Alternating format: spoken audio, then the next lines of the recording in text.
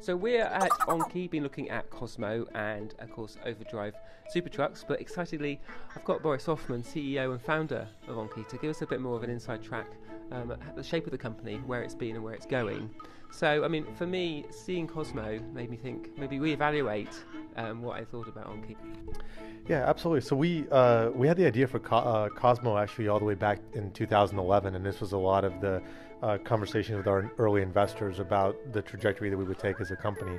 And we knew from the very beginning that the company wasn't a race car kind of game company, and frankly isn't even a toy company, but more a robotics and artificial intelligence company, where these types of entertainment products are a really great entry point to then build on applications almost bottoms up.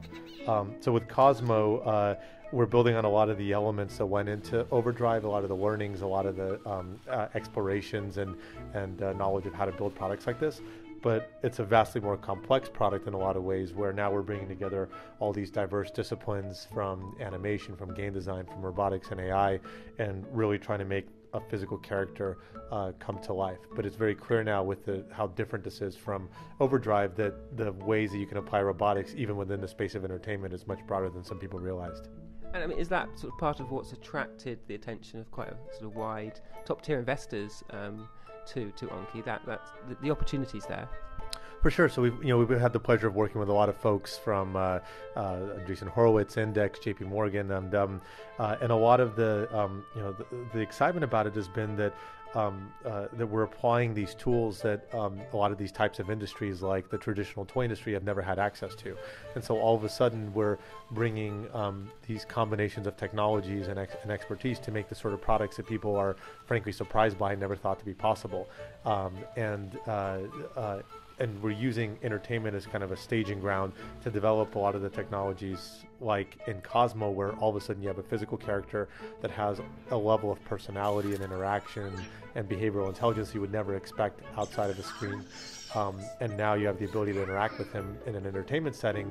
But if we were to make a product in the home or for healthcare, for example, a lot of these elements of personal connection, faced interaction, planning and manipulation in an environment, all of these things come into play and become possible. And to a lot of our investors, they realize from the very beginning that products that may get started in entertainment, even though they can be incredibly successful entertainment products, can lead to much wider applications. Yeah, so it feels like the stakes are pretty high, both in terms of what you're creating, but that sort of broader reach of where that technology might go. Does that also mean that the risks are quite high as well? How do you sort of mitigate against that? Yeah, so it's always a challenge, especially when you have hardware and you're dealing with inventory and all the complexities kind of involved in manufacturing physical products.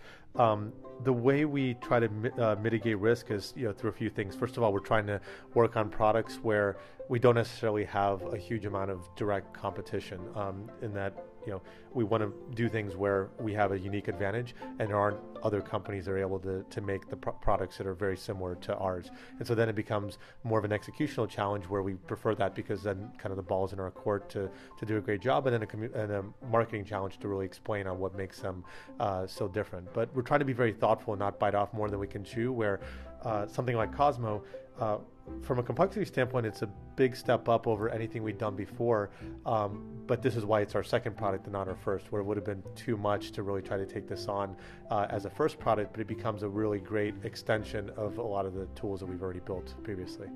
And so it feels like this is part of a broader sort of roadmap.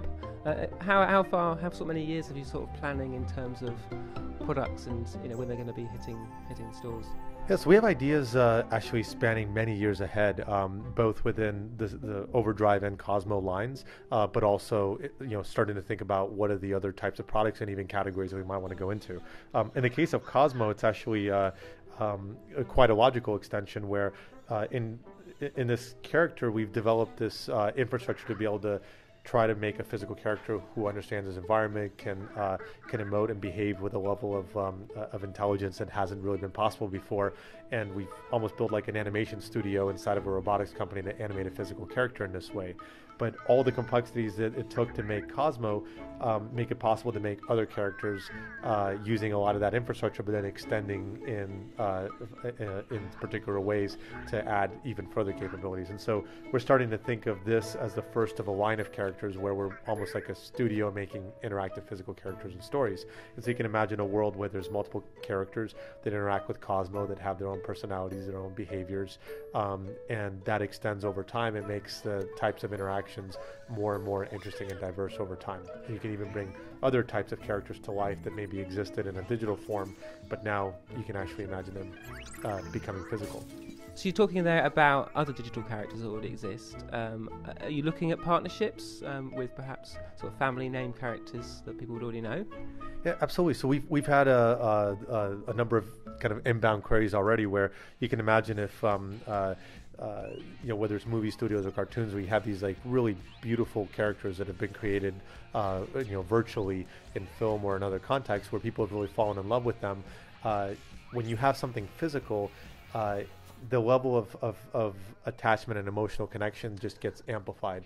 And so if we can do this with a character that nobody was familiar with before we launched Cozmo and have the sort of reactions that we're getting from everybody that's seen them, then you can imagine what can be done if you take some of the beautiful characters from animated film or cartoons that people are used to.